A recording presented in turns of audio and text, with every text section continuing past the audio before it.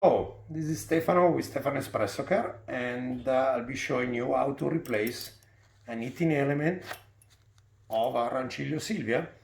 This is the from 2016 version, which has the heating element removable from the boiler, but the procedure is the same with this and also the pre version. I like to start from the bottom and I like to remove the pump connection. There is a little copper gasket which sometimes falls, sometimes it doesn't. I will replace it eventually, but for now it's what it stays. The fact that we didn't see any water coming out from the hose is probably the reason why the heating element burned out in the first place, but it is to be determined. After that, I just like to loosen the steam pipe, and same thing, I don't see any water coming out, and again this boiler probably was run dry. I always like to remove both ends, even though it will not necessary, but if I wanted to work on the steam valve as well while I'm at, the pipe is removed. With the thermostat, rather than have to keep track of wires and such, I just remove them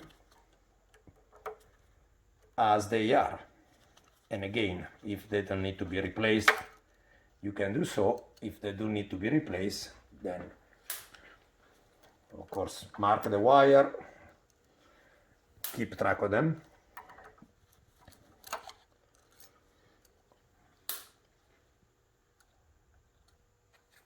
After the thermostats are being unscrewed from the positioning, I remove the wire of the heating element and the two wires of the resettable safety thermostat. By the way, that's the location where it is. People ask that many times as well. For the time being, I just remove the wires. I remove the insulation, which sometimes gets stuck by everything. So for now I'll just set it aside, but I'll have access to the 6 Allen head so we can open the boiler. To make the video a little shorter, I already loosened the 6 Allen head bolts, or partially loose I should say. There is one consideration, is that the one to the ground connector that I'm about to show you, it's longer from the other. It's 14 instead of 12, and it is this one here. So as long as you keep that in mind, you'll be okay.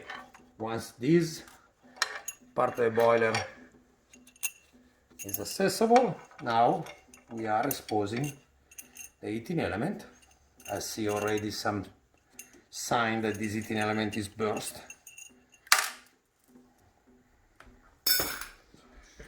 And yep, sure enough,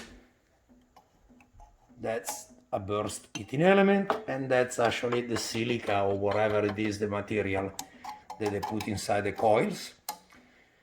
And so now, in addition to figure this out, we need to figure out if the heating element burned out because the customer didn't re-prime it or counter-prime it, as I like to call it, or there is an issue with the filling, the pump on the machine. Once the boiler it is removed from the lower boiler part, I pre-loosen this just to make the video a little less painful. The heating element is just positioned there with the washer and the nut, and the only consideration here is that when you're installing a new one, there is a flat edge, pretty obvious, and here you can see more of the burst coil, and there is a gasket that of course needs to be replaced, probably use a scraper to remove it or any tool that will allow you to do so. I will also descale the boiler sometime while it is in my hand after removing whatever is left, which is the safety thermostat, or just wait to descale it once the machine is reassembled, cleaned of course, and I can take advantage of the heating of the machine for the descaling solution. Because of this coil exploding, I will also check the solenoid valve and make sure that there is no sediments that actually end out inside of it. But that's another story. Thank you for watching.